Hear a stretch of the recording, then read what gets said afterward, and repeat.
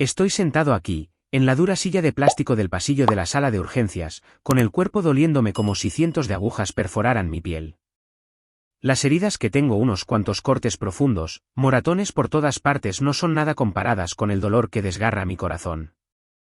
Soy Mateo Cruz, 35 años, un trabajador del acero en Monterrey, Nuevo León. Normalmente, estoy acostumbrado a días agotadores bajo el sol abrasador, con las manos y los pies callosos por el hierro y el acero. Pero hoy, todo es diferente. Me siento como un cadáver sin alma, sentado aquí esperando, rezando, intentando no derrumbarme. En el hospital, detrás de esas puertas de cristal esmerilado, mis dos hijos luchan por sus vidas. Aarón, mi hijo de 6 años, con sus rizos desordenados y una sonrisa con un hueco por haber perdido sus dientes de leche. Y Eva, mi hija de 4 años, con sus grandes ojos redondos y una voz cantarina como un pajarito. Hace solo unas horas, todo era perfecto. Tanto que pensé que estaba viviendo un sueño. Hoy era domingo y decidimos ir de picnic al Parque Fundidora, cerca de Monterrey. Sofía, mi esposa, de 32 años, es directora de Relaciones Públicas de Naviera Garza Sada. Un trabajo ajetreado, pero siempre sacaba tiempo para la familia.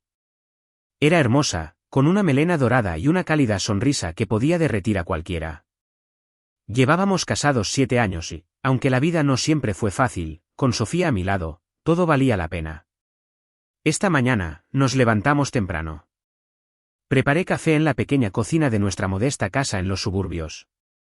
Sofía estaba preparando la cesta de picnic, sándwiches de pollo a la parrilla, fruta fresca y las galletas con pepitas de chocolate que Aarón adoraba.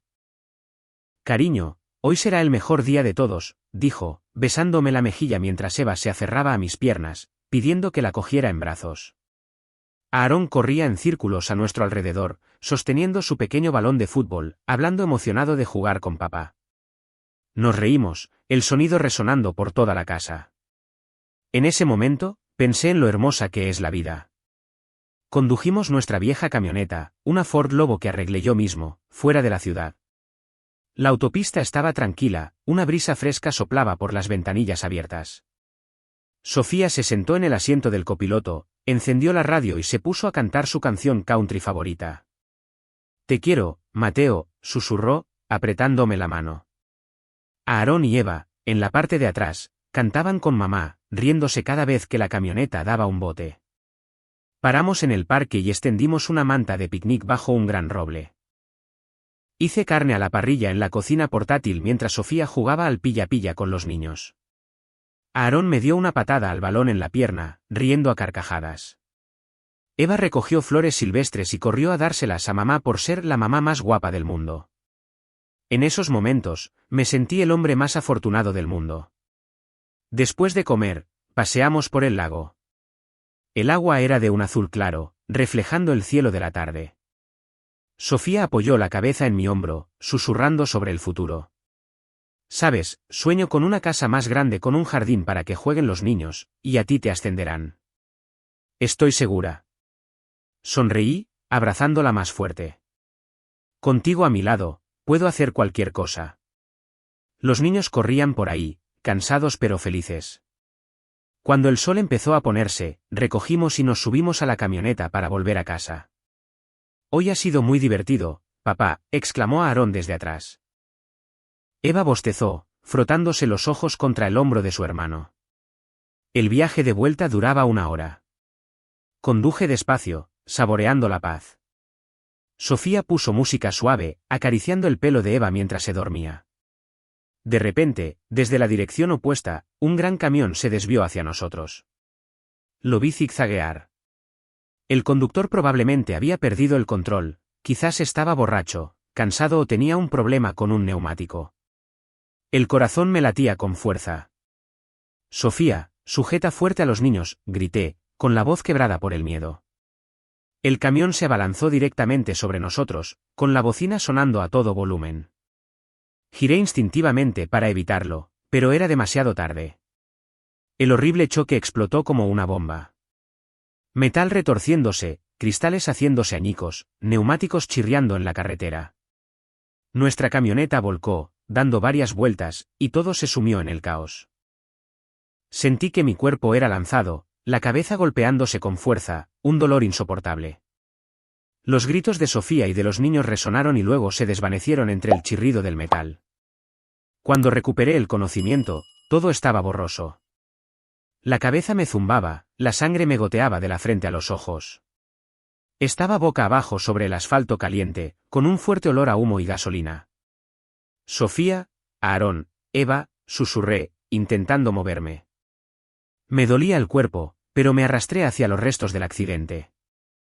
La camioneta yacía de lado, con cristales esparcidos por todas partes.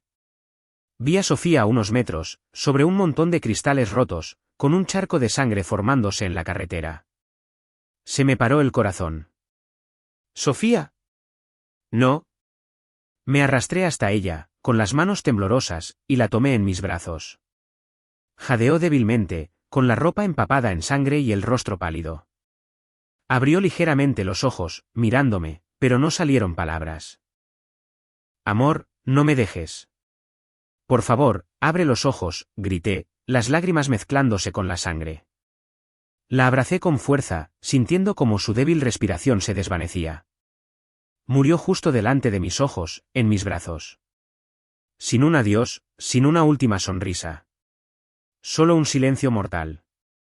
Oí gritos a lo lejos. Sirenas de ambulancia aullando. Pero mi mente estaba en blanco, sin oír nada.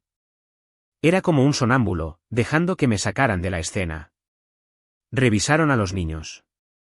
Aarón y Eva yacían inmóviles en la camioneta, cubiertos de sangre. Están vivos, pero en estado crítico, gritó alguien. Me subieron a una ambulancia, sentado como un cadáver, mirando por la ventanilla, sin ver nada. El viaje al hospital se hizo interminable, cada segundo un siglo. Pensé en Sofía, en su sonrisa, en nuestra promesa de envejecer juntos. ¿Y ahora qué? Se había ido y nunca le dije adiós. En el hospital, fue una pesadilla.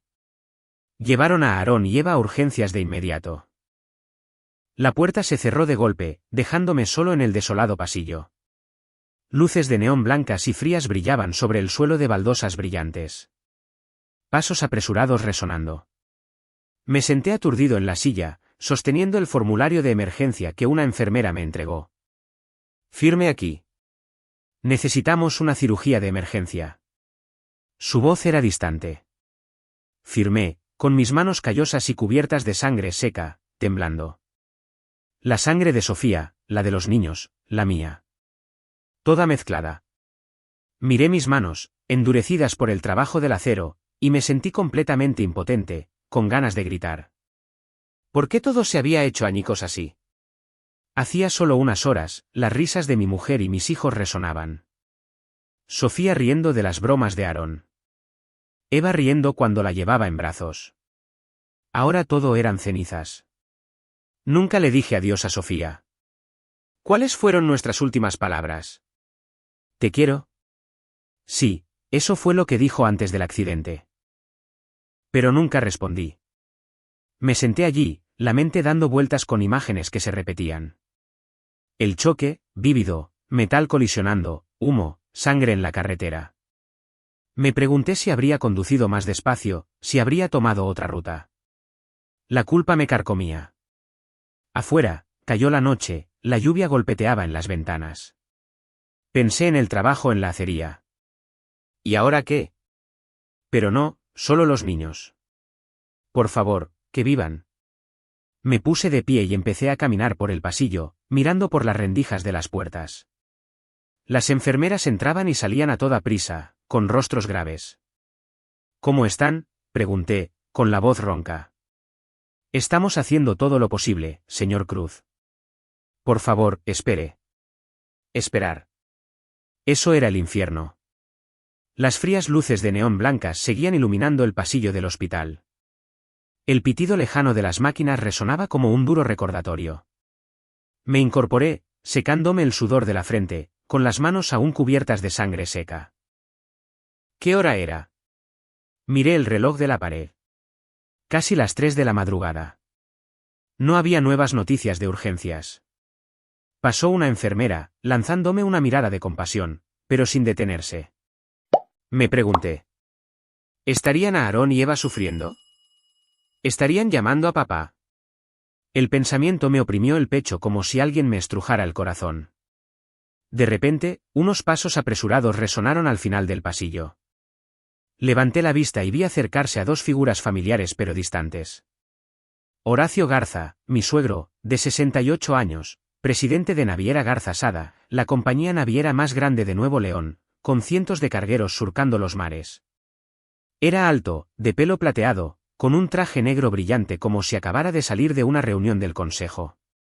A su lado estaba Silvia Sada, mi suegra, de 66 años, presidenta de una prestigiosa organización benéfica de Monterrey, donde organizaba galas para presumir entre la élite. Siempre valoró la reputación por encima de la humanidad. Lo supe bien a lo largo de los años. La noticia del accidente se había extendido como la pólvora. Por supuesto, con su estatus, los medios locales lo habían informado, o alguien del hospital llamó. Los vi desde lejos, con el corazón latiéndome con fuerza. ¿Estaban aquí para consolar o para culpar? No me atreví a pensar más. Horacio se acercó a mí, sus ojos escrutándome con desprecio, desde mi camisa manchada de sangre y mis vaqueros rotos hasta mis botas de trabajo cubiertas de polvo. Se detuvo frente a mí, con el rostro enrojecido por la rabia. «Mateo». Su voz retumbó como un trueno, haciendo que algunas enfermeras se giraran. «¿Qué has hecho? Has arruinado la vida de mi hija. Tú has causado esta tragedia». Me señaló a la cara, la voz temblorosa de ira. «Si no fuera por ti, Sofía seguiría viva. No habría muerto de forma tan horrible por culpa de un inútil trabajador del acero como tú». Silvia estaba a su lado, con el rostro rígido como la piedra, su mirada cortando como un cuchillo. No lloraba, no se afligía. Solo la furia brillaba en sus pálidos ojos azules. «La tragedia de hoy era inevitable», dijo, con una voz estridente como agujas. «Cuando Sofía se metió en este matrimonio equivocado con alguien como tú, se lo advertimos innumerables veces, pero insistió en elegirte, un hombre sin nada más que unas manos callosas. Y ahora la reputación de nuestra familia se ve arrastrada por el fango por este accidente. La prensa lo publicará. La gente hablará. ¿Estás satisfecho?». Cada palabra martilleaba mi pecho. Me quedé helado, temblando de dolor y humillación. El corazón se me aceleró, la sangre me subió a la cara. Quise replicar, hablar de nuestros años felices con Sofía, pero no dije nada. Solo incliné la cabeza, asumiendo toda la culpa. ¿Por qué? Porque discutir era inútil. Nunca me vieron como un yerno, solo como un extraño que manchaba su noble linaje. Horacio continuó enfurecido. «¿Cómo conducías? ¿Sabes que Sofía era mi orgullo? Era inteligente, guapa, con un futuro brillante. Y entonces apareciste tú, arrastrándola al abismo», jadeó, con el rostro morado. Silvia se cruzó de brazos y añadió, «y ahora nuestros nietos están ahí dentro por tu culpa. ¿Crees que eres apto para ser su padre? Un trabajador del acero que vive en la casa que te regalamos y ahora causa este desastre». Sus palabras se clavaron en mi corazón. Pensé en Aarón y Eva luchando dentro. Las lágrimas rodaron silenciosamente por mis mejillas, pero permanecí en silencio, con la cabeza aún más inclinada. Horacio se dio la vuelta y se fue. «Nosotros nos encargaremos del funeral de Sofía», le dijo a un miembro del personal del hospital cercano, con una voz fría como una orden. «La familia Garza Sada se ocupará de todo». «Y él», dijo, señalándome. «No es necesario que esté allí. Manténganlo alejado». Silvia asintió, lanzándome una última mirada de desprecio, y luego siguió a su marido. Sus tacones altos resonaron en las baldosas, desvaneciéndose. Cuando todo se calmó, el pasillo se hundió de nuevo en un silencio mortal. Me desplomé en la silla, con las rodillas temblando. Miré mi camisa, todavía manchada con la sangre de Sofía. Las manchas oscuras y secas. El dolor y la humillación se fusionaron. En mi mente, los recuerdos de nuestros primeros días volvieron, vívidos como el día de ayer. Hace 8 años, en la puerta de la acería donde trabajaba, estaba terminando el turno de tarde, cansado pero contento, cuando un coche de lujo, un Mercedes reluciente, se detuvo en la carretera, con humo saliendo del capó. Dentro estaba Sofía, con un elegante vestido de oficina y el pelo dorado recogido en un moño, parecía salida de una revista de moda. Salió, con el rostro enrojecido por la frustración. El coche se había parado. ¿Sabe cómo arreglarlo?, preguntó, con la voz ligeramente temblorosa. Sonreí, limpiándome las manos en un trapo, y me acerqué. Déjeme ver, señorita. Abrí el capó, inspeccioné el motor. Solo una manguera del refrigerante obstruida. Mientras lo arreglaba, hablamos.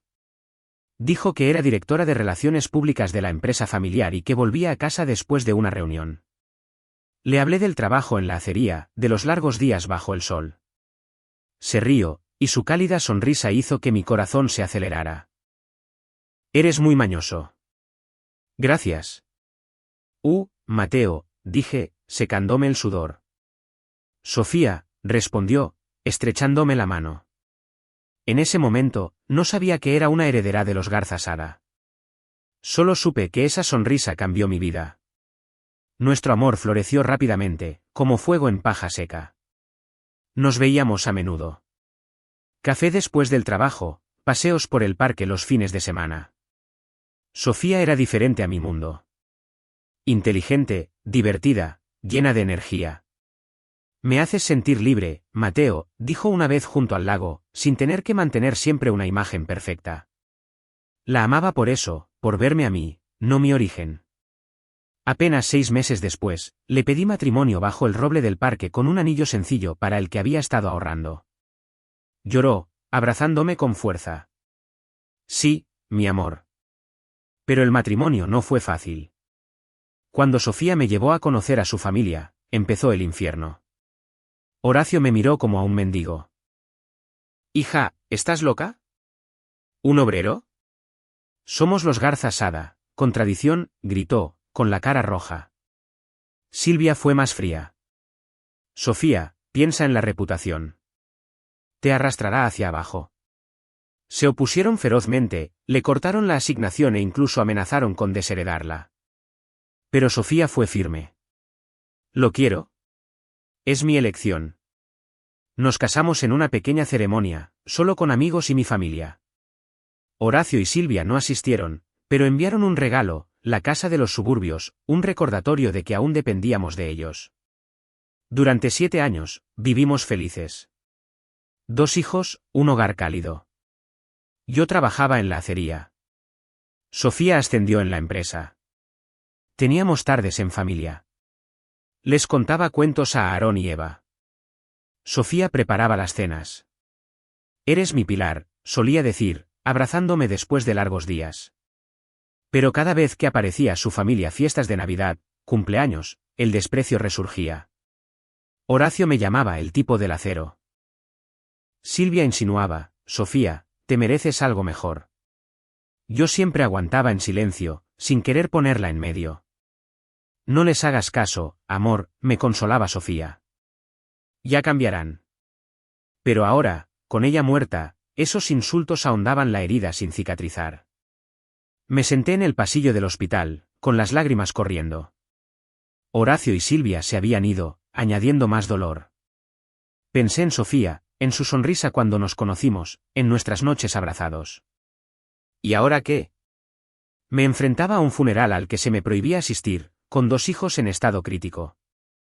El corazón se me aceleró, esperando ansiosamente noticias de urgencias. ¿Me quitarían también a los niños?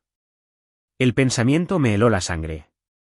3 días después de aquel horrible accidente, mientras aún luchaba por sobrellevar la pérdida de Sofía, otro golpe devastador me alcanzó, repentina y despiadadamente. Estaba sentado en el pasillo, con los ojos fijos en las puertas de urgencias, esperando buenas noticias sobre Aarón y Eva. El médico salió, con el rostro serio, y me llamó en voz baja. Señor Cruz, sobre el pequeño Aarón. Hicimos todo lo que pudimos, pero el niño no sobrevivió. Esas palabras me golpearon como un rayo. Mis piernas se doblaron al instante, mi cuerpo se desplomó hacia adelante. Tuve que agarrarme a la pared para no caer. Mis ojos miraban fijamente el certificado de defunción que me entregó. Las frías letras en blanco y negro confirmaban que mi pequeño Aarón se había ido para siempre. Mi corazón se detuvo y el mundo a mi alrededor se desdibujó entre lágrimas. Me senté durante horas en aquel pasillo helado, con las manos temblorosas mientras firmaba la confirmación de la muerte. Cada trazo de la pluma se sentía como un cuchillo apuñalando mi corazón, dejándome sin aliento por el dolor. Aarón, el niño de la sonrisa desdentada y los ojos brillantes, ya no existía. Recordé nuestros últimos momentos, las risas en el picnic, su grito de papá, mientras pateaba el balón. Ahora solo era un recuerdo, y tenía que firmar papeles para enterrarlo. El pasillo del hospital se sentía más frío que nunca, el viento silbando por las rendijas de las ventanas como un lamento por mi destino. La pequeña Eva permanecía en coma profundo y el médico dijo que su estado era crítico. La niña necesita una cirugía de emergencia para extirpar un hematoma cerebral, seguida de un tratamiento a largo plazo con medicación y monitorización constante, explicó, con la voz llena de preocupación. Los costes aumentaban a diario, mucho más allá de los medios de un trabajador del acero. Miré a los ojos del médico, tragué saliva y pregunté, ¿cuánto, doctor? Sacudió la cabeza y me dio una cifra asombrosa. Cientos de miles de pesos por semana, posiblemente durante meses. Se me encogió el corazón, pero sabía que no podía dejar que Eva se fuera como Aarón. Ella era mi última esperanza, la pieza que quedaba de nuestra destrozada familia. Me obligué a ponerme de pie, aunque mi cuerpo y mi espíritu estaban agotados. Reuní todos nuestros ahorros, pequeñas cantidades de mi sueldo de obrero y las primas de Sofía. Vendí nuestro único vehículo restante, la vieja Ford Lobo que había sido testigo de tantos recuerdos familiares. Puse anuncios para vender enseres domésticos, el sofá donde veíamos películas, la mesa del comedor para las comidas familiares, incluso el anillo de bodas de Sofía que atesoraba como un tesoro. Cada objeto vendido me arrancaba un trozo del alma. Pero no tenía otra opción. Pedí prestado por todas partes, llamando a amigos de la acería, a compañeros de trabajo, incluso a préstamos con intereses altísimos y condiciones brutales, solo para aferrarme a una pequeña esperanza para Eva. Cada llamada, cada negociación, hacía que mi corazón se acelerara, esperando ansiosamente ayuda. Las facturas del hospital se acumulaban como una pesadilla sin fin. El seguro de la empresa de Sofía solo cubría una fracción. El resto recaía sobre mí. Cada vez que una enfermera traía una nueva factura, me sentaba a firmar, temblando. Mi corazón se retorcía de impotencia, como si firmara mi propia sentencia de muerte. Señor Cruz, la factura de esta semana es de 100,000 pesos, dijo, con voz de disculpa. Miré la cifra, pensando en Eva inmóvil con vías por todas partes, y firmé mientras las lágrimas rodaban. ¿Cómo podría pagarlo todo? Pero no podía parar. Eva me necesitaba y haría cualquier cosa por salvarla. En la más absoluta desesperación, sin dinero y con las facturas acumulándose, acudí a la mansión de los Garza Sada en busca de ayuda de mis suegros. Era mi último recurso, no había salida. Cogí el autobús hasta los suburbios de lujo de Monterrey, donde su villa se alzaba entre vastos jardines y altas puertas de hierro. El corazón me latía con fuerza mientras llamaba al timbre, esperando ansiosamente. La criada abrió, mirándome con desconfianza, pero finalmente me llevó al gran salón donde estaban sentados Horacio y Silvia. Me quedé allí, con la ropa desaliñada, la voz temblorosa mientras explicaba el estado de Eva y los enormes costes. Por favor, ayúdenme. Eva es su nieta.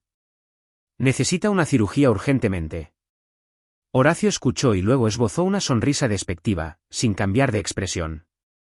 La muerte de Aarón fue culpa tuya, Mateo, dijo, con la voz fría como la piedra. La familia Garza Sada no tiene sitio para un obrero de baja estofa que solo mancha nuestro nombre. Tú eres el único responsable. No podemos ayudar. Sus palabras me golpearon en la cara, haciéndome tambalear. Silvia estaba a su lado, con los brazos cruzados y los ojos llenos de desdén. Sofía está muerta, Mateo, dijo, con una voz estridente y despiadada. Ya no eres de la familia. Tu sitio está en los establos, no mendigando en la puerta de nuestra villa como un pordiosero. Cada palabra se clavó profundamente en mi orgullo, haciéndome sentir más pequeño e inútil que nunca.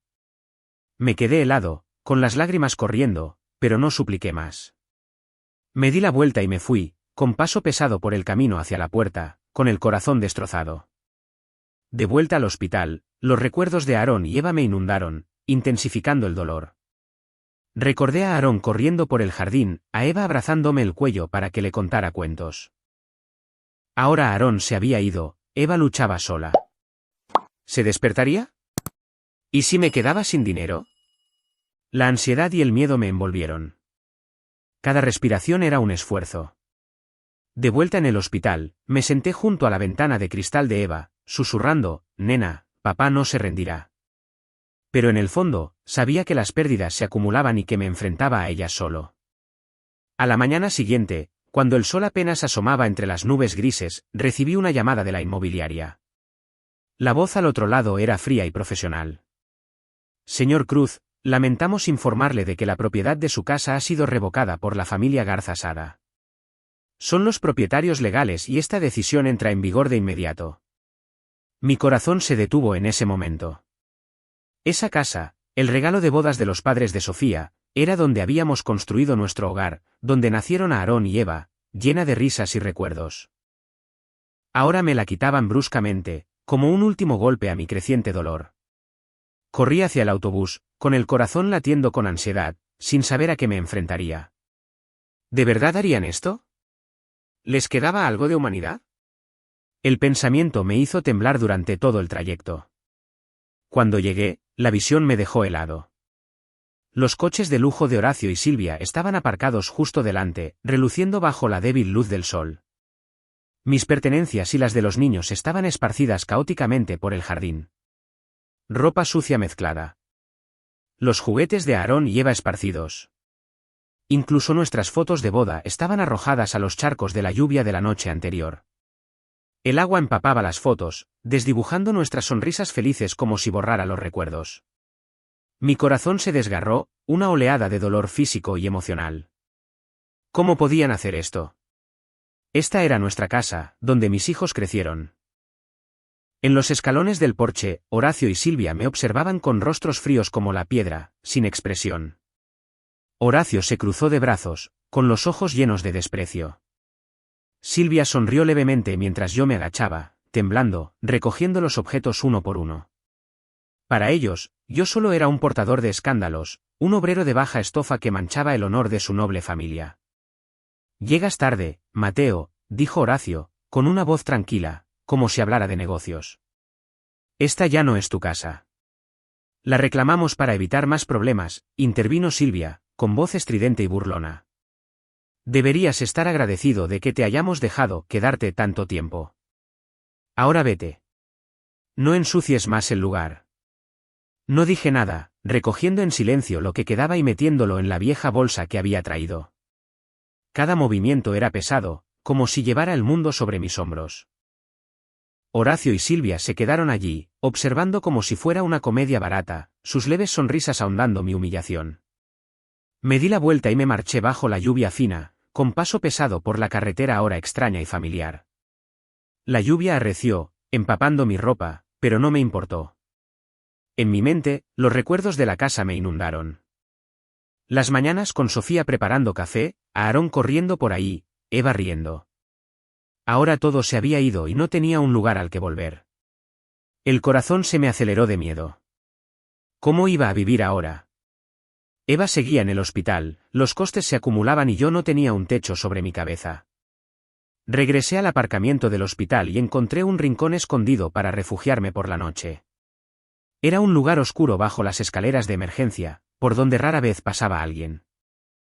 Extendí la vieja bolsa como esterilla y me acurruqué bajo la tenue luz de neón, escuchando los coches ir y venir. A partir de entonces, mi vida cayó en un círculo infernal. De día, trabajaba en la acería de Monterrey, donde el rugido de las máquinas y el calor de los hornos dejaban mi cuerpo exhausto. Empujaba carros de hierro, soldaba metal, con las manos y los pies más callosos por el trabajo ininterrumpido de cada turno de 12 horas. Pero no me quejaba. Necesitaba dinero para Eva. Por la noche, aceptaba trabajos de limpieza en un edificio de oficinas a pocas manzanas del hospital. Fregaba suelos, vaciaba papeleras y limpiaba aseos bajo frías luces fluorescentes, el olor a productos químicos me mareaba. Cada peso ganado iba a parar a las facturas médicas de Eva. No me atrevía a gastar en mí mismo, Comía sándwiches de queso baratos de tiendas de conveniencia y bebía agua del grifo en lugar de comer, a veces quedándome dormido en las sillas de espera del hospital por el agotamiento. Mi cuerpo se fue consumiendo, la piel pálida y amarillenta, los ojos sombríos por la falta de sueño. Cada vez que miraba a través del cristal a Eva, inmóvil entre vías y máquinas que pitaban, se me encogía el corazón. Parecía tan pequeña y frágil, como si una brisa pudiera llevársela. «Despierta, nena», susurraba, con la mano apoyada en el cristal, mientras las lágrimas rodaban. ¿Me oiría? ¿Tendría éxito la cirugía? La ansiosa espera de noticias de los médicos hacía que cada día fuera un siglo. Muchas noches, acurrucado en el rincón del aparcamiento, sostenía el teléfono, con los dedos temblando sobre el número de mis padres. Quería llamar. Oír la voz severa pero cálida de papá. El suave consuelo de mamá, para sentir que a alguien todavía le importaba. Papá. Mamá. Me estoy rompiendo, pensé, con las lágrimas asomando. Pero dejé el teléfono. Grité en la oscuridad. Temía preocuparlos. Temía que supieran que su hijo no tenía nada. Ni esposa, ni hijo, ni hogar, solo una hija en coma y una deuda creciente. Mis padres eran mayores y vivían modestamente en las afueras de Monterrey. No quería ser una carga para ellos. El pensamiento ahondó mi aislamiento. Tumbado despierto hasta el amanecer, escuchando la lluvia golpear en el saliente, me di cuenta de que en esta vasta ciudad de rascacielos y multitudes apresuradas, estaba solo, agotado físicamente, aislado espiritualmente. La fe en la vida se hizo añicos. Vagaba por las calles de noche después de los turnos, viendo a la gente reír en los restaurantes, preguntándome por qué el destino era tan cruel. Los recuerdos de Sofía y Aarón me atormentaban como fantasmas, despertándome con gritos silenciosos. ¿Se despertaría Eva? ¿Podría aguantar? La ansiedad y la desesperación se entrelazaban. Cada día era una batalla. Pensé en rendirme, pero la imagen de Eva me hizo volver atrás. Tenía que continuar, aunque fuera como una sombra. Aquellos días transcurrieron en un ciclo interminable de agotamiento y dolor. De día, luchaba en la acería, donde la maquinaria ensordecedora y el calor de los hornos me quemaban el cuerpo como fuego. Empujaba pesadas barras de hierro, soldaba metal con manos temblorosas, cada movimiento me recordaba el agotamiento que se filtraba en mis huesos. Por la noche, después del turno de limpieza de la oficina, volvía al rincón escondido del aparcamiento del hospital, extendía la vieja bolsa como esterilla e intentaba dormir entre los coches que pasaban. El sueño llegaba a ratos, lleno de pesadillas sobre el accidente, los gritos de Sofía y Aarón jugando en nuestro antiguo jardín. Una noche, como cualquier otra, una lluvia fina hacía el aire más frío. Me acurruqué bajo el refugio improvisado, con el cuerpo dolorido por el largo día, y finalmente me quedé dormido. La lluvia golpeteaba en el techo de hojalata como una melodía triste, sumiéndome en un sueño ligero. De repente, sentí que se acercaban unos pasos ligeros. Al principio, pensé que era una ilusión o alguien que pasaba por el aparcamiento. Pero los pasos se detuvieron a mi lado, y una voz cálida y familiar me llamó, Mateo. Mateo, hijo. La voz me sacudió como una descarga eléctrica, despertando mis cansados sentidos. El corazón me latía con emoción y miedo. ¿Quién me había encontrado en este escondite? Me desperté de golpe, sentándome bruscamente, y bajo la tenue luz de neón del aparcamiento, vi una figura alta ante mí. Era Guillermo Cruz, mi padre, con su familiar rostro severo pero con los ojos llenos de preocupación y compasión. A sus 65 años, todavía se mantenía firme, fruto de una vida de experiencia. El pelo plateado, cuidadosamente peinado, llevaba la vieja chaqueta que recordaba de mi infancia. Su rostro mostraba profundas arrugas por años de trabajo. Pero ahora parecían más profundas, como si mi dolor las hubiera agravado aún más. Me quedé helado por un momento, sin creerlo. Mi padre, el hombre al que respetaba pero temía decepcionar, estaba aquí, en el aparcamiento del hospital, a medianoche. «Papá, ¿qué haces aquí?», susurré, con la voz quebrada por la emoción y la sorpresa.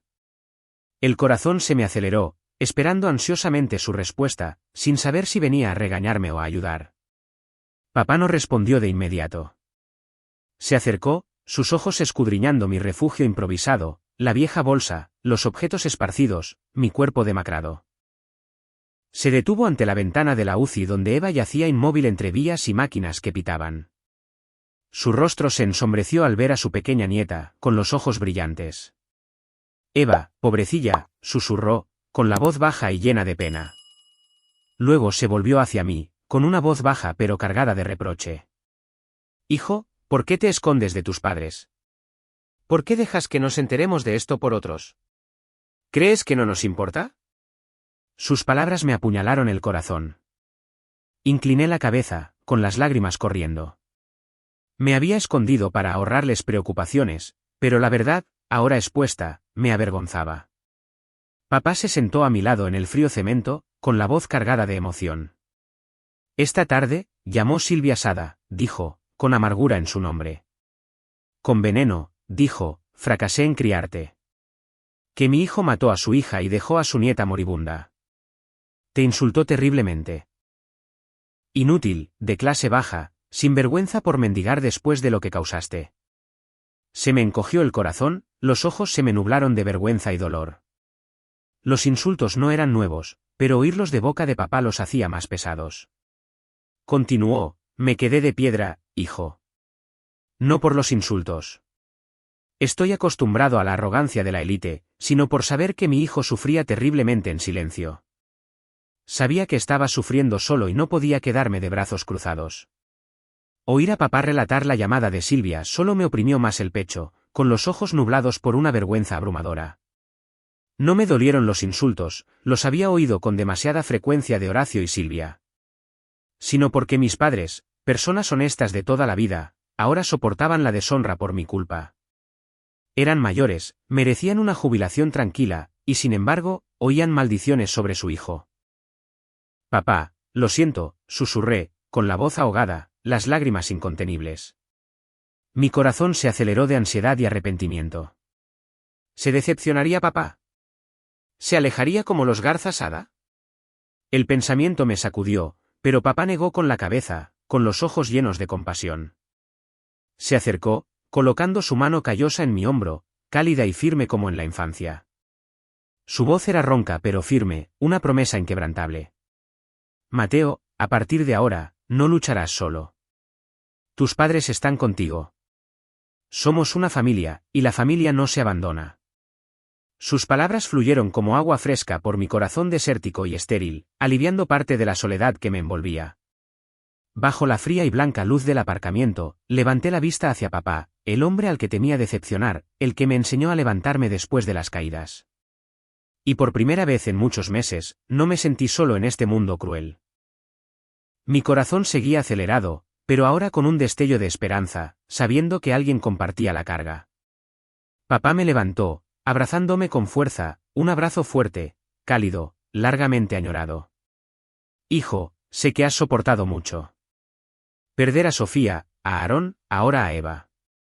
Pero no estás solo. Tu madre también está preocupada en casa. Su voz temblaba de emoción. Le devolví el abrazo, las lágrimas empapando su camisa. Y en ese momento, el cansancio pareció desvanecerse. Los recuerdos de la infancia volvieron. Papá enseñándome a arreglar coches, mamá cosiendo ropa, las cenas familiares. Nunca se quejaron de una vida sencilla. Y ahora venían a salvarme del abismo. Papá, no quería ser una carga para vosotros, susurré, pero él negó con la cabeza. Eres nuestro orgullo, Mateo. Pase lo que pase. Alquilamos una pequeña habitación de motel cerca del hospital para pasar la noche. Papá compartió su preocupación por mi silencio. Te llamé muchas veces. No respondías. Sabía que te escondías, pero no lo grave que era. Miró la habitación de Eva, con los ojos decididos. La salvaremos. Yo ayudaré. Mi corazón latía con emoción. ¿Había una esperanza real? ¿Tenía papá alguna manera? Pero su sola presencia me hacía más fuerte.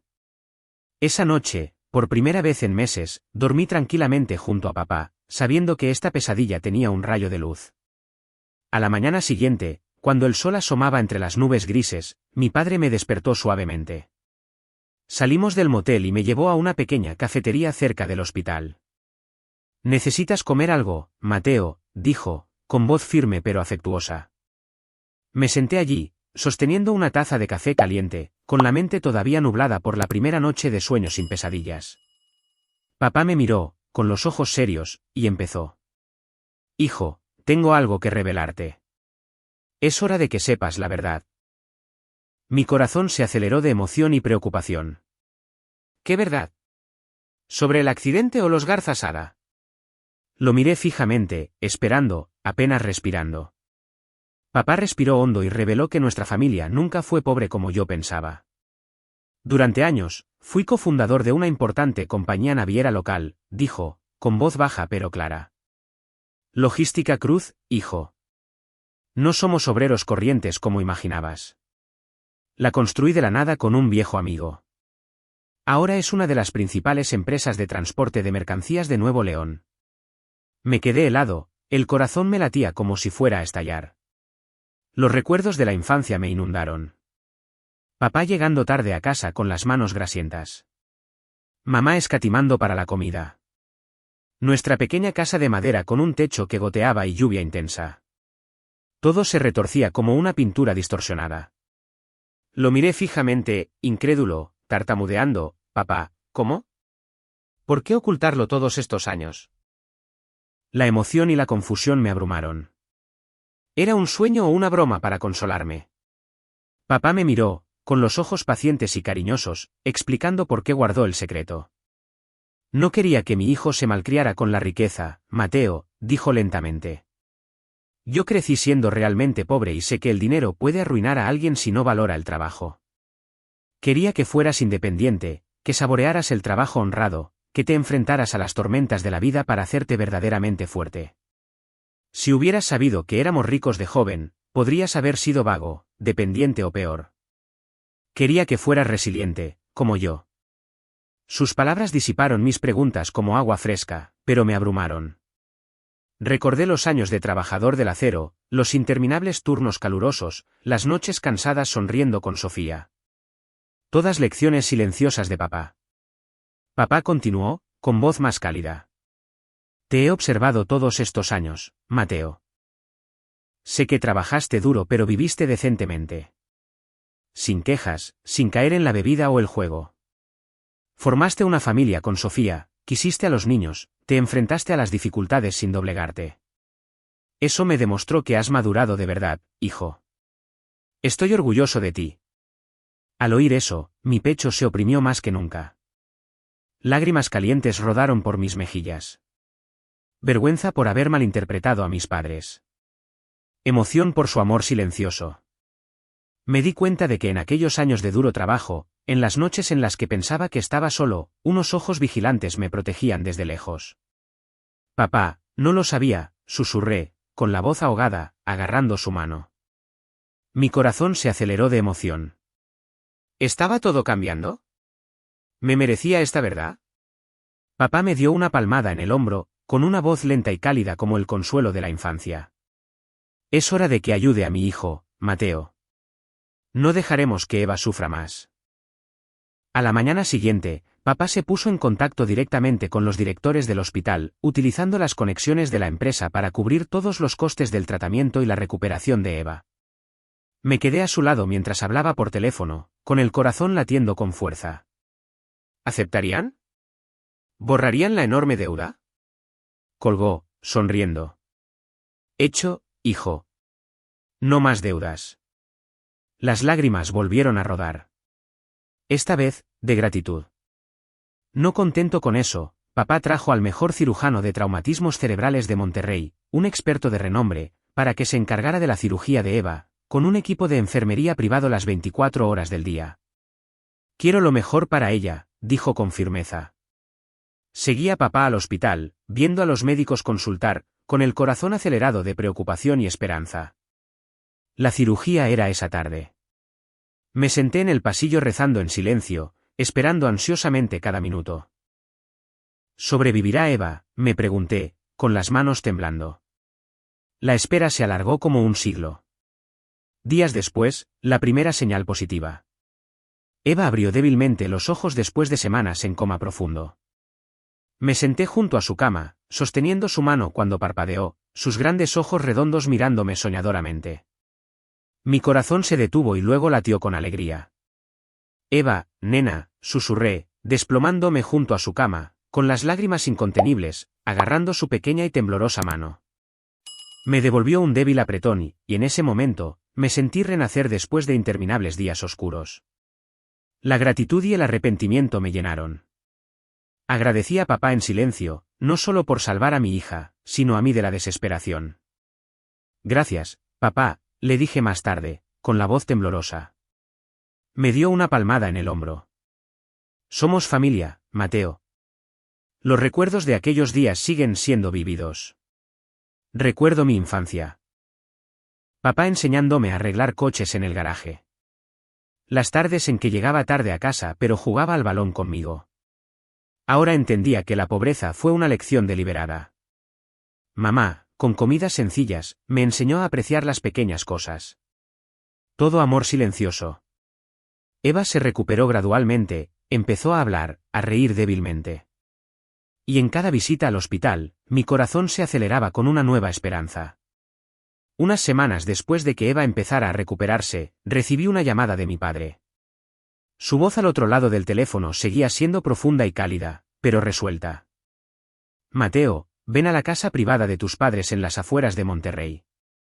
Tengo algo que discutir contigo. Me sorprendió, ya que durante años solo conocí la pequeña casa de madera donde crecimos, nunca oí hablar de ninguna casa privada. Mi corazón latía de emoción. ¿Qué pasaba con la empresa o con Eva? Cogí un taxi inmediatamente, dejando el hospital donde Eva estaba en fisioterapia, y me dirigí a la dirección que papá me envió. Era la primera vez que iba allí, una gran villa clásica y tranquila, enclavada entre frondosos robles. Desde lejos, parecía una pintura de cuento de hadas con muros de piedra cubiertos de musgo, un tejado de tejas rojas y un vasto jardín. Me pregunté por qué esconder un lugar así. ¿Era esta otra parte de la verdad que papá había revelado? Cuando el taxi se detuvo en la puerta, vi cómo la enorme puerta de hierro se abría lentamente, con el corazón latiéndome con fuerza. Me sentí fuera de lugar, desconcertado, algo avergonzado, todavía sin creer que esta fuera la casa de mis padres. Al bajar, caminé por el sinuoso sendero de piedra, flanqueado por antiguos robles que extendían amplias copas, con las hojas susurrando con la brisa. El olor a tierra húmeda y a flores silvestres me recordó a la infancia. Pero todo aquí era demasiado lujoso en comparación con mis sencillos recuerdos. Mi corazón se aceleró de emoción. ¿Estaba mamá aquí? ¿Qué quería decirme papá? ¿Me merecía todo esto después de años de malentendidos? En el vestíbulo, mi madre, Elena Cruz, de 60 años, me recibió con una sonrisa amable. Era esbelta, con un rostro bondadoso surcado por las arrugas de la risa de años con sus nietos. Pero sus ojos mostraban preocupación al verme demacrado y ojeroso después de meses de agotamiento. Dijo poco, solo me abrazó cálidamente. El abrazo llevaba su familiar y tenue perfume de la infancia, ahogándome de emoción. Después de tanto tiempo, me sentí como un niño que encuentra un hogar perdido donde el dolor parecía derretirse en los brazos de mamá. Mamá, perdona por no llamar, susurré, con las lágrimas asomando. Ella negó con la cabeza, acariciándome el pelo. ¿Estás en casa? Eso es suficiente, Mateo. Me preocupé mucho. Mi corazón se aceleró. ¿Era consciente de todo? ¿Era esta una verdadera reunión familiar? Mamá me llevó arriba, al gran estudio de papá. La habitación estaba llena de libros y archivos, seria, con un gran escritorio de madera y cuadros de mares y barcos en las paredes. Alrededor había gruesas carpetas con el logotipo de Naviera Garza Sada, el emblema del que Horacio y Silvia se jactaban en su día. Papá estaba sentado allí, con los ojos agudos pero cálidos, entregándome un archivo, con voz lenta. Hijo, durante negocios pasados con Naviera Garza Sada, noté irregularidades en sus finanzas. Cogí el archivo, con el corazón encogiéndose de sorpresa. ¿Asociación comercial? ¿Papá trabajaba con ellos? La emoción me inundó mientras hojeaba complejos números y documentos. Papá explicó que se mantuvo en silencio entonces por falta de pruebas sólidas. No quería precipitarme, hijo. Pero después de tu tragedia, la pérdida de Sofía y Aarón, y la despiadada humillación de Horacio y Silvia en medio de tu dolor, decidí investigar a fondo. Mi corazón se oprimió más. Las emociones se mezclaban, dolorosos recuerdos de los insultos en el hospital y curiosidad. ¿Qué secretos?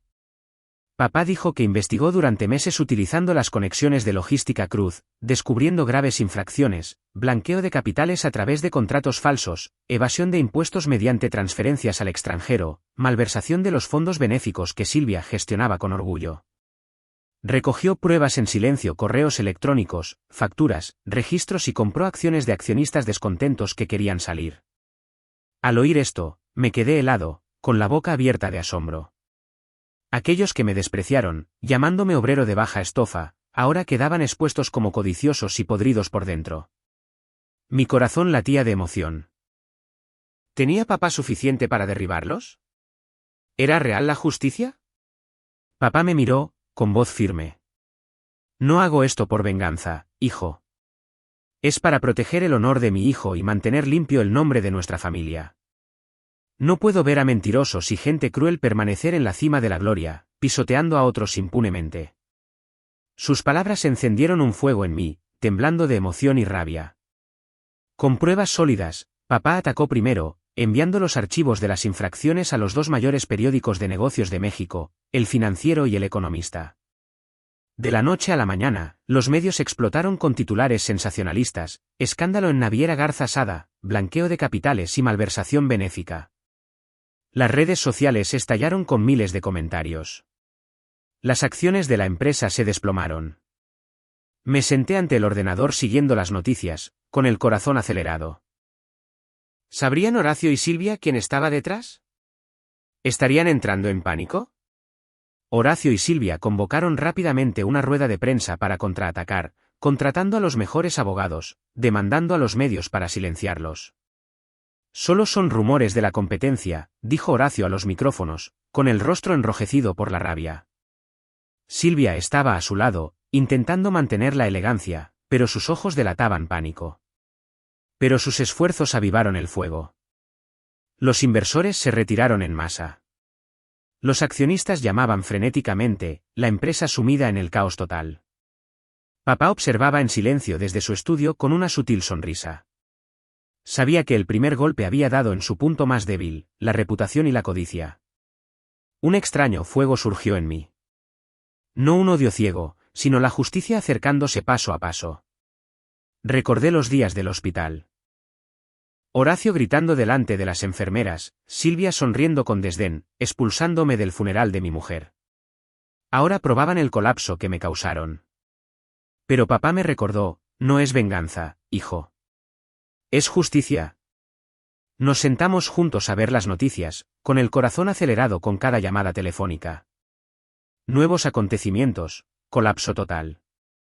Bajo la creciente presión de los accionistas, los medios de comunicación y las autoridades fiscales del Estado, Naviera Garza Sada se vio obligada a celebrar una junta de accionistas de emergencia en su sede del centro de Monterrey. La noticia de la reunión se extendió rápidamente en la prensa, y mi padre me llamó temprano esa mañana.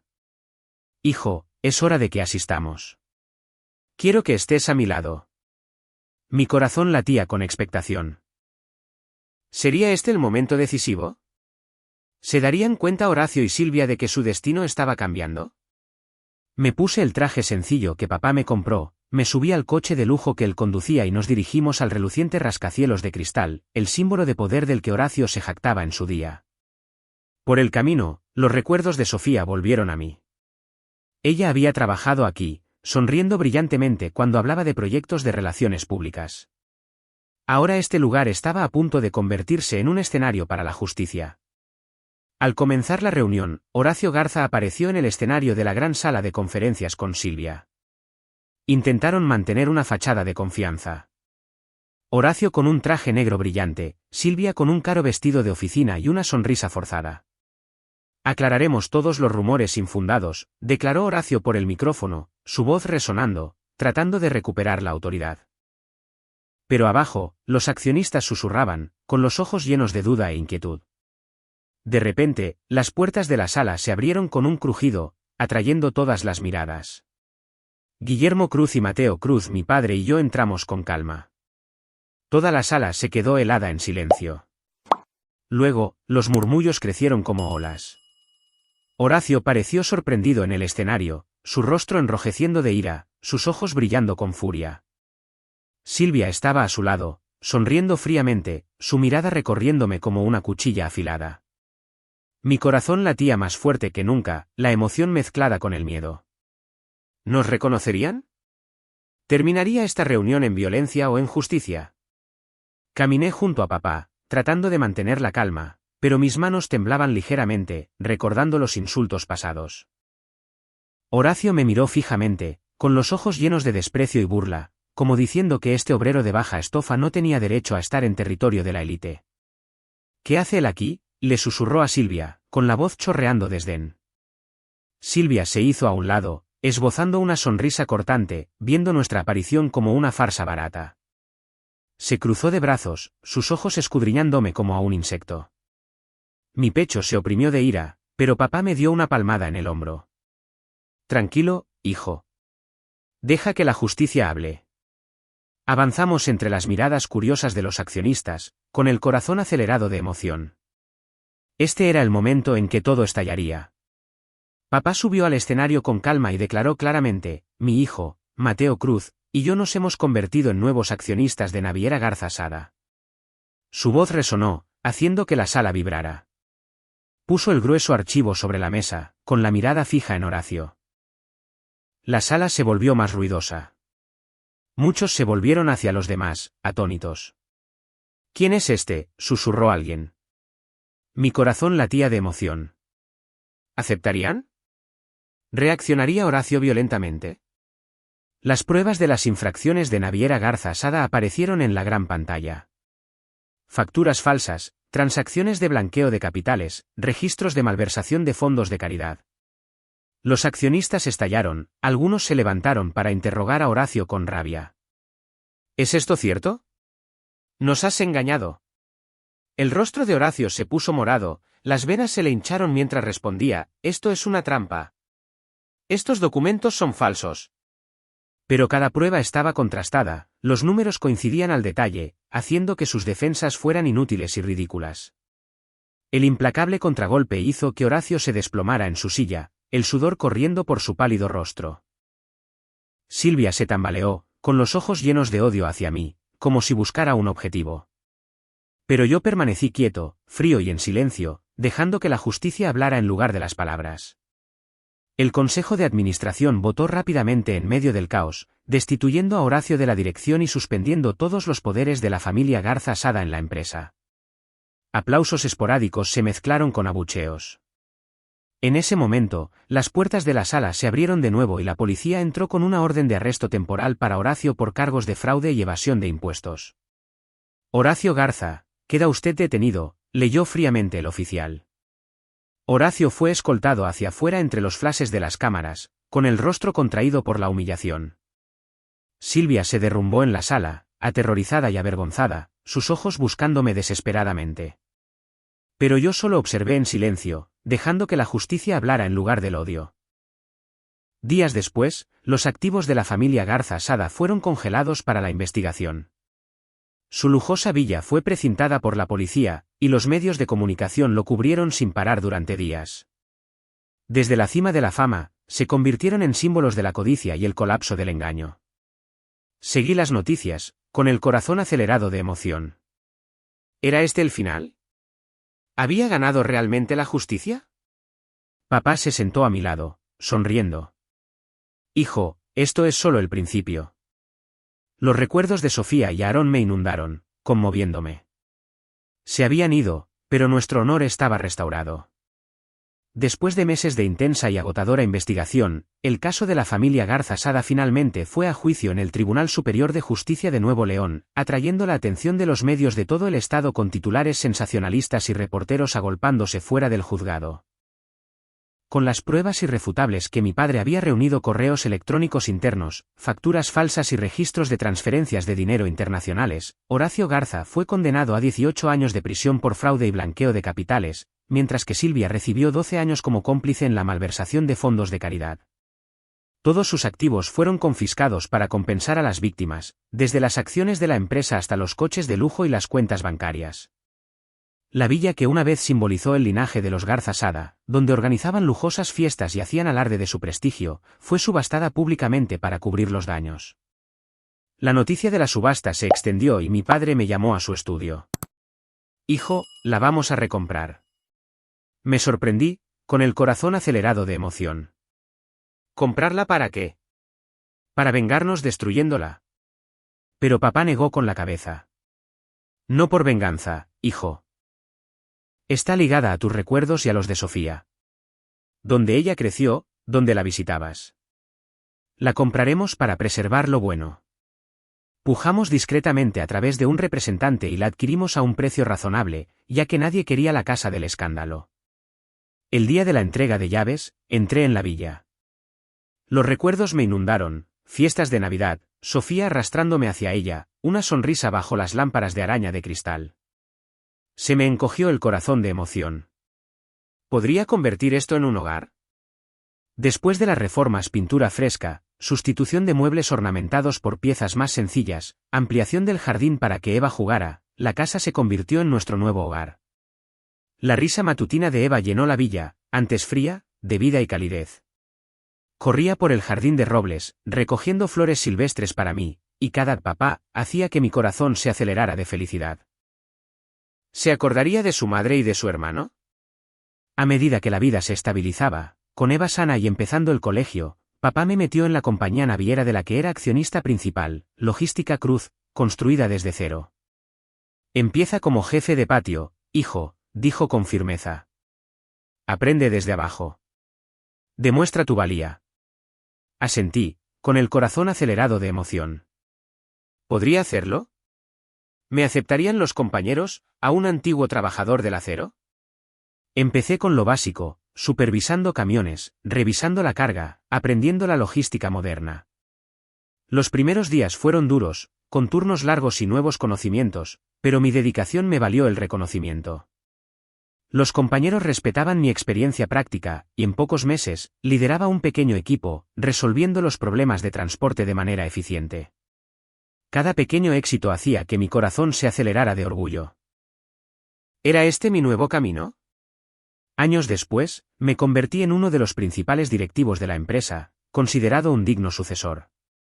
Avancé de jefe de patio a director regional, gestionando grandes proyectos como la expansión de rutas internacionales. Papá me daba palmaditas en el hombro con orgullo en las reuniones. Hijo, lo has demostrado. Mi corazón se aceleró al pensar en el viaje desde el aparcamiento del hospital hasta la oficina en el rascacielos. Eva creció fuerte, destacando en el colegio y siempre sonriendo como su madre. Le enseñé el respeto por sí misma, el trabajo honrado y le hablé de la abuela Sofía como una mujer fuerte. Una tarde, mientras veía a Eva jugar en el jardín de la villa, sonreí levemente. Corría entre los robles, su risa resonando, mientras yo me apoyaba en la barandilla, una brisa fresca soplando. La pérdida, Sofía y Aarón, todavía dolía, pero la justicia llegó. El honor restaurado por mis propias manos. Mi corazón se aceleró de emoción por el futuro. ¿Estaría Eva orgullosa de papá? ¿Seríamos felices para siempre? Pero ahora sabía que el viaje había terminado y comenzaba un nuevo capítulo. Una mañana de finales de otoño, cuando las hojas de los robles empezaban a teñirse de brillantes tonos dorados y rojos, decidí llevar a Eva a la zona suburbana donde vivían mis padres. Fue una idea repentina pero conmovedora. Quería que conociera sus raíces, la pequeña casa de madera donde crecí con sencillos recuerdos. Eva se sentó emocionada en el asiento trasero, sosteniendo su muñeca favorita, cantando alegremente durante todo el trayecto. Papá, ¿la abuela y el abuelo tienen un jardín grande?, preguntó, sus grandes ojos redondos brillando. Condujimos por carreteras familiares, el fresco viento otoñal soplaba por las ventanillas, llevando el aroma de las hojas caídas y la tierra húmeda. La vieja casa en medio del robledal estaba tan tranquila como siempre, con su tejado de madera marrón oscuro y su sencilla valla blanca. Solo que ahora, el jardín resonaba con la risa de una niña de 4 años. Eva entró corriendo, gritando de alegría al ver las manzanas maduras en los árboles. Guillermo y Elena, mis padres, recibieron a su nieta con cálidos abrazos, sus rostros radiantes de alegría. Papá, con su pelo plateado y su complexión robusta, levantó a Eva en alto, riendo a carcajadas. Mi nieta crece muy rápido. Mamá, Elena, le acarició el pelo, con los ojos brillantes. Eva, ¿te pareces a tu madre? Se sentaron en el porche de madera donde seguían las viejas mecedoras, viéndome llevar a Eva por el jardín, sus ojos brillando con un orgullo silencioso. El hijo, antes perdido y desesperado, se había reencontrado a sí mismo. Sentí su mirada, mi corazón acelerado por la emoción. ¿Realmente los había enorgullecido? ¿Valieron la pena aquellos años dolorosos por este momento? El viento otoñal susurraba entre las hojas de los robles, llevando el familiar aroma a tierra, y me senté en los escalones junto a ellos, escuchando la risa de Eva, que resonaba a lo lejos. Me senté en los escalones, viendo a mi hija correr en círculos por el jardín, sintiéndome de repente más ligero que nunca. Años de dolor, humillación, pérdida desde el horrible accidente que se llevó a mi mujer y a mi hijo hasta los agotadores días en el aparcamiento del hospital ahora se veían compensados por la sonrisa inocente de Eva. Cogió hojas caídas y corrió a darme una para la corona de papá. Sonreí, poniéndomela en la cabeza, mi corazón acelerado por una alegría sencilla. ¿Sabía ella que papá casi lo pierde todo? ¿Podría protegerla de las tormentas de la vida?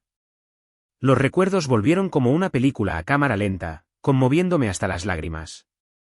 Recordé el viaje. Noches de insomnio en el aparcamiento del hospital, acurrucado con la vieja bolsa.